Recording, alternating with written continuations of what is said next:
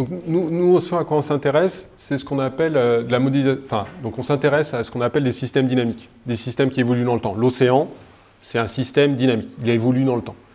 Et donc pour ces systèmes dynamiques, on a certains types de modélisation mathématique ou modélisation physique. Alors pour ceux qui auraient fait des maths, peut-être, je ne sais pas, bon, on parle d'équations différentielles, mais ça correspond à certains types d'objets mathématiques qui permettent de modéliser et de comprendre des systèmes qui évoluent dans le temps. Et le cerveau, si on prend un cerveau d'un bébé, sur les premiers stades de vie qui se développe, on peut aussi le voir comme un système dynamique. C'est-à-dire c'est un système qui va, ce que vous voyez là, qui va évoluer dans sa forme pour atteindre la forme adulte. Et donc on peut aussi, donc nous on s'intéresse principalement à l'océan, mais on peut aussi appliquer ces mêmes classes de méthodes, et on cherche à le regarder, sur de la morphogénèse là, du cerveau, pour essayer d'expliquer comment le cerveau se développe. Et là, typiquement, l'enjeu, c'est de comprendre, donc a priori, le cerveau, il part on va dire, ça part d'une orange, quasiment d'une orange, sans plis.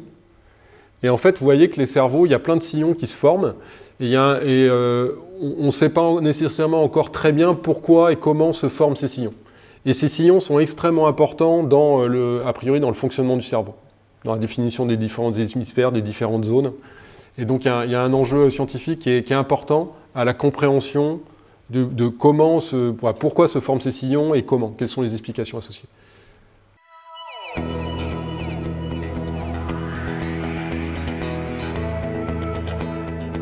Par exemple, il existe déjà des applications d'intelligence artificielle qui sont opérationnelles sur l'océan depuis un certain nombre d'années, qui utilisent des techniques de réseau de neurones, par exemple pour des paramètres comme je parlais de la chlorophylle tout à l'heure. C'est dans les produits opérationnels qui sont distribués par des centres opérationnels tous les jours sur les concentrations en chlorophylle à la surface des océans. Certains vont utiliser des techniques d'apprentissage et de réseau de neurones depuis, ça va faire une dizaine d'années déjà. Donc il y a certains paramètres particuliers qui utilisent déjà ces techniques-là, mais finalement assez peu. Et là, il y a quand même énormément d'études actuellement pour utiliser notamment, alors plus sur des aspects écosystèmes, biodiversité, cartographie, on va dire, d'un ensemble d'espèces sur une zone, et aussi pour faire leur suivi dans le temps, donc pour avoir une notion d'état et de suivi de l'état d'un écosystème qui sont en développement et qui sont basés sur ces techniques-là. Mais je ne pense pas qu'actuellement il existe un site opérationnel de ce type-là, mais dans quelques années, je pense que ça existera, et donc on aura des systèmes automatiques de suivi d'un environnement, d'un écosystème qui utilisera ces techniques-là et qui permettra là où actuellement il faut envoyer des plongeurs ou mettre des caméras sous l'eau et ensuite regarder les caméras, vous imaginez que c'est quand même quelque chose qui prend beaucoup de temps et qui est limité en termes d'échelle. Si on avait des systèmes où on peut déployer des caméras avec des systèmes d'intelligence embarqués qui permettent de reconnaître les espèces et donc d'avoir un suivi continu pour savoir s'il y a plus, moins d'espèces, si elles disparaissent, ça aura un intérêt aussi pour le suivi d'évolution de ces écosystèmes. La réparation, l'intelligence artificielle ne va pas répondre à un enjeu de réparation. Là, c'est plutôt des outils d'observation d'un système ou d'un paramètre particulier.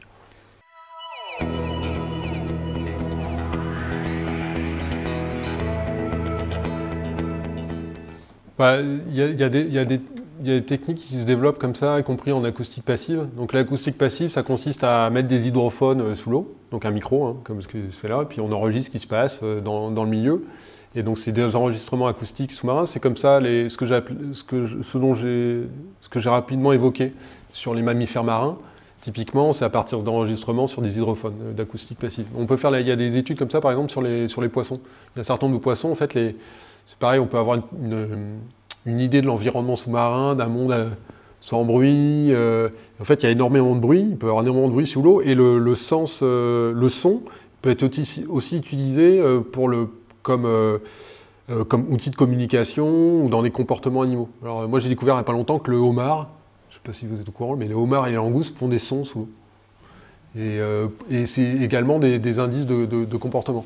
Donc à partir du moment où, par exemple, des espèces particulières vont produire des sons ou certains types de sons, effectivement, on peut mettre en œuvre des techniques d'intelligence artificielle qui, à partir d'enregistrements sonores, vont être capables de reconnaître ces espèces.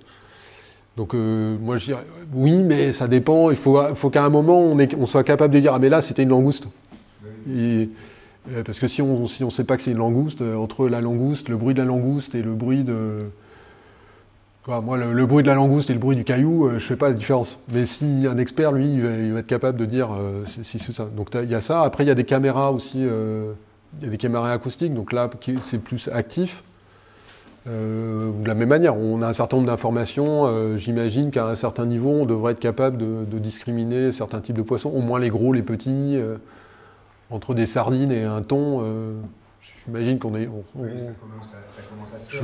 Je pense. Après, il y a des limites sur les résolutions des capteurs. Tous les capteurs ne permettent pas d'avoir exactement les mêmes caractéristiques. Mais l'intérêt de ces approches, alors, c'est que globalement, elles sont extrêmement simples de manipulation ou d'utilisation par pour des gens qui sont familiers de l'informatique.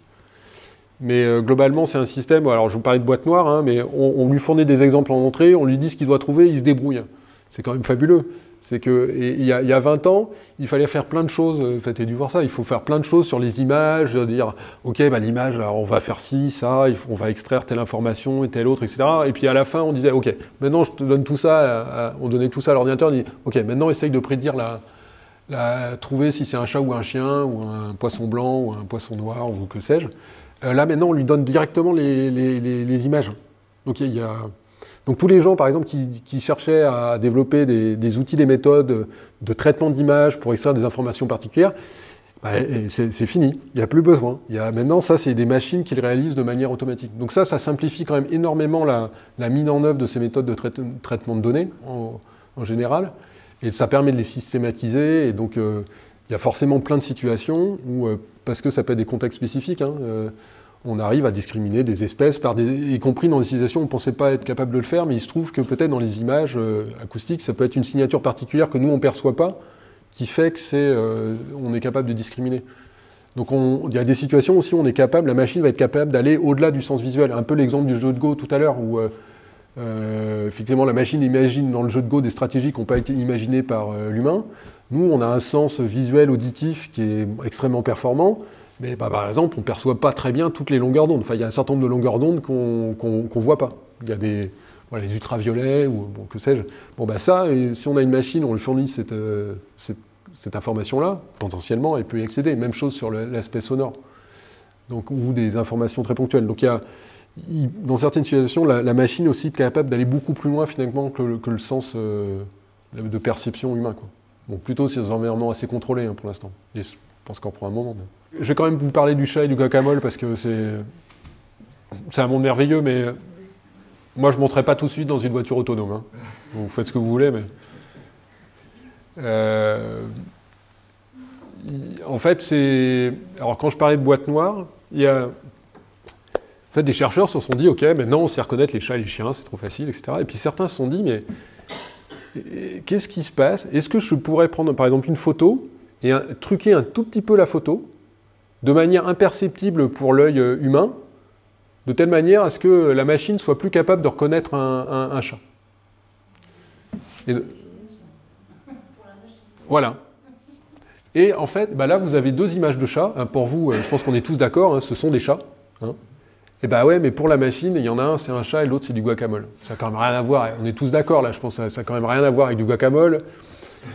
Et en fait, il se trouve qu'il a été rajouté dans l'image de droite pour vous, une toute petite information. Donc c'est comme si on avait fait, on a collé une autre image, mais qu'on ne voit pas, hein, parce qu'elle est très, très faible, donc on ne l'aperçoit pas, mais elle est bien là. C'est comme si on avait superposé deux images.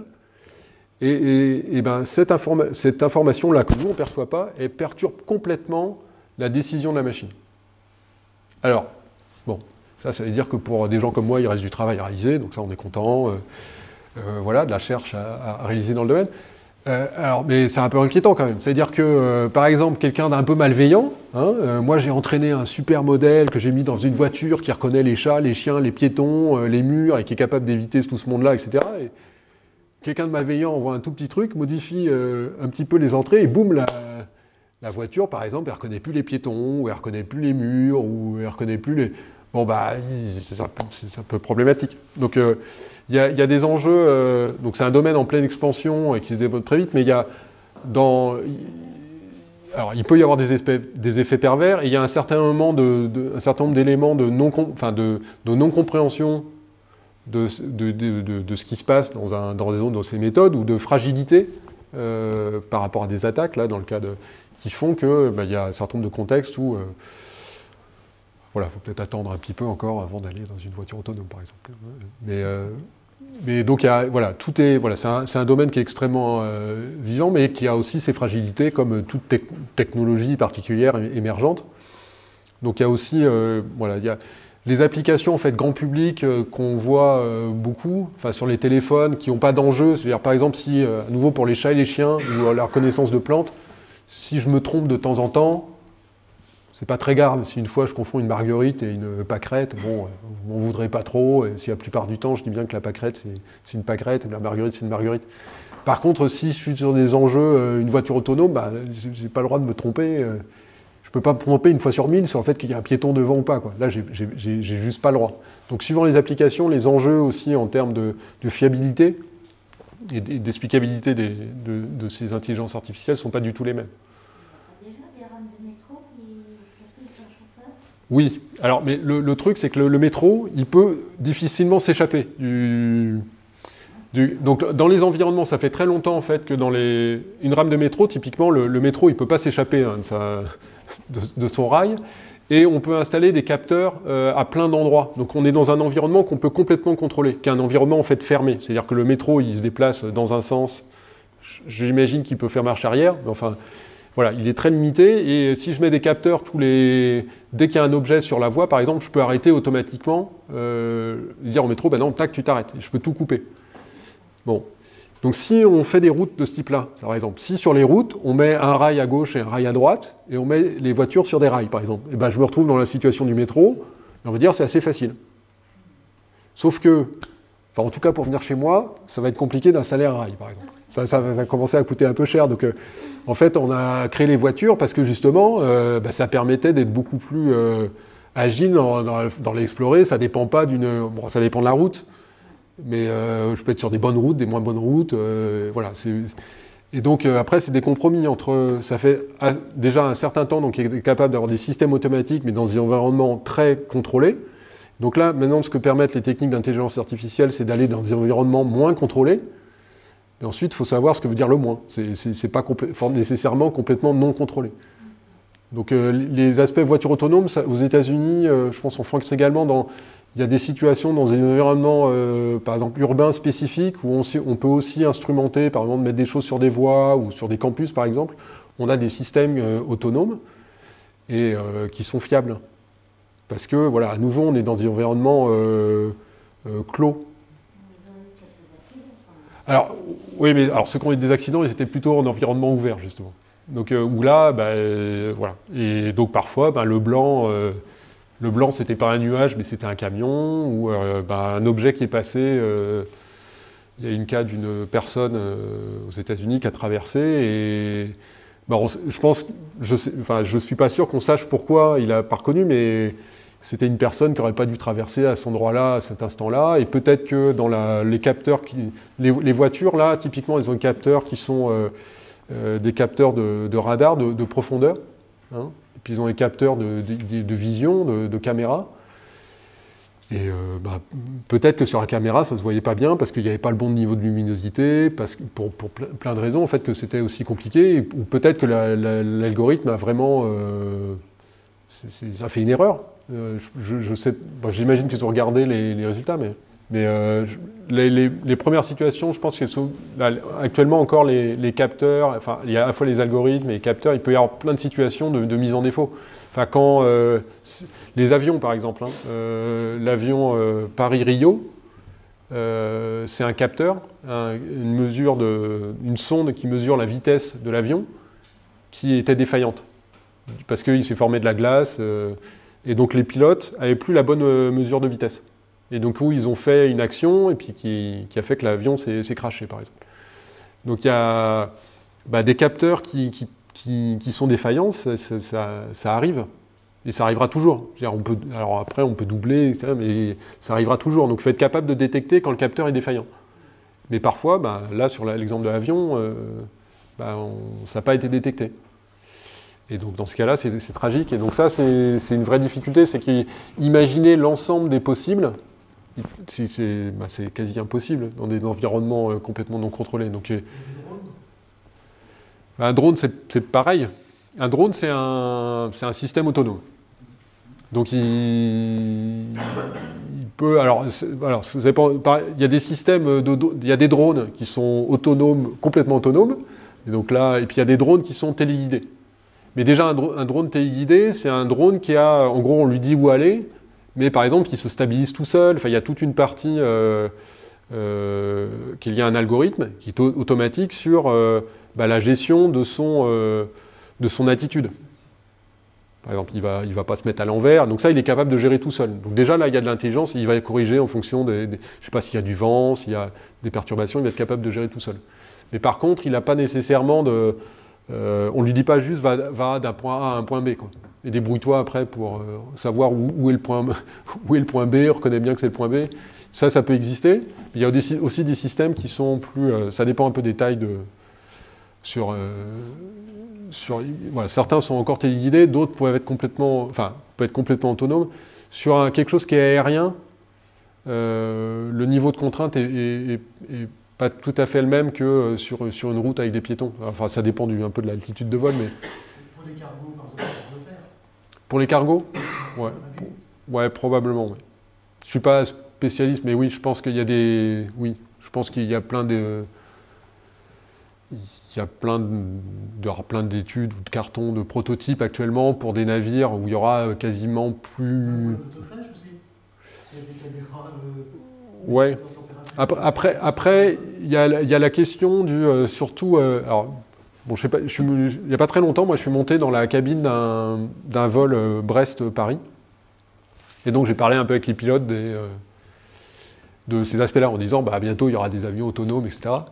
Alors en fait, sur un avion, c'est déjà quasiment le cas. Il peut atterrir au pilote automatique. Je crois qu'ils ne peuvent pas décoller. C'est le pilote au décollage, mais tout le reste est automatique.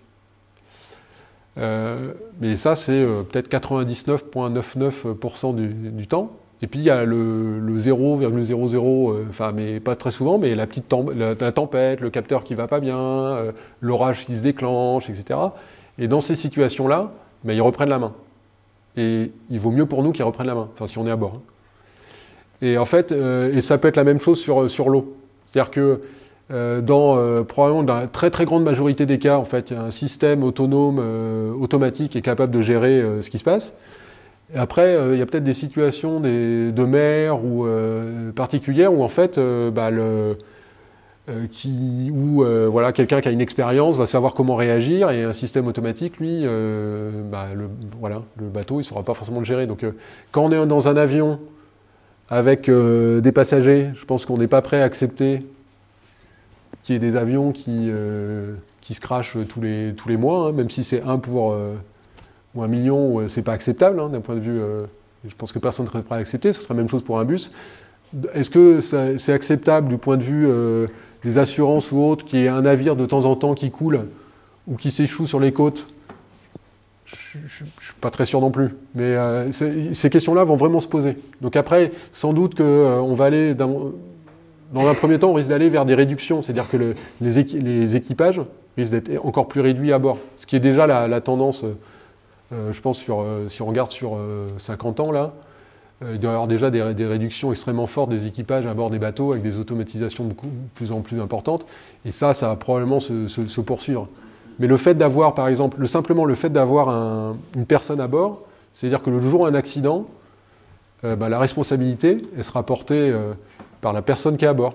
Quand vous avez un avion qui se crache, vous pouvez regarder, la responsabilité est quasiment jamais portée par l'avionneur, le constructeur d'avion.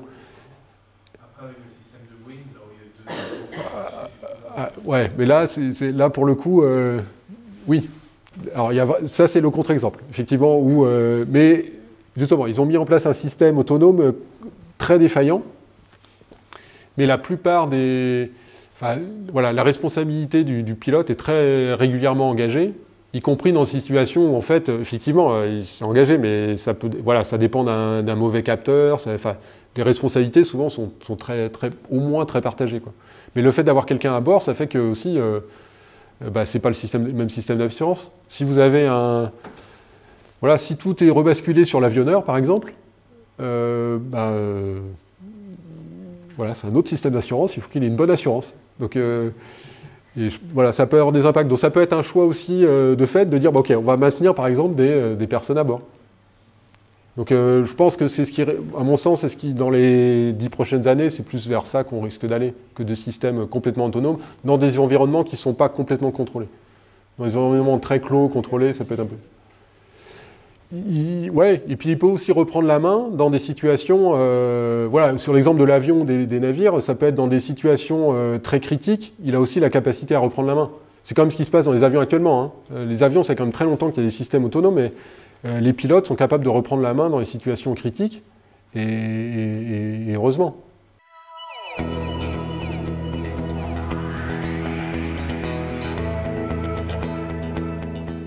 Oui, c'est les mêmes algorithmes. C'est-à-dire que la même chose, hein, je pense qu'on est capable de truquer la machine pour qu'il reconnaisse un guacamole à la place de telle ou telle personne. Alors, c'est pas forcément les mêmes. Généralement, ça va être plutôt la capacité à reconnaître une personne particulière. Donc, il y a ça sur certains téléphones, hein, où c'est aussi la reconnaissance faciale, mais c'est pour un individu particulier. C'est la capacité à reconnaître cette personne-là. Donc il y a ces contextes-là, par exemple, qui sont des contextes d'identification des personnes. Et je pense qu'en Chine, vous faites référence à des systèmes plus de surveillance, où on a mis des bases, on va accumuler les bases et reconnaître les personnes, et ensuite être capable de les reconnaître n'importe où. Donc c'est des contextes un peu différents. Ça va utiliser les mêmes briques technologiques que ces aspects-là. Donc avec les mêmes potentiels et les mêmes fragilités, entre guillemets. Merci.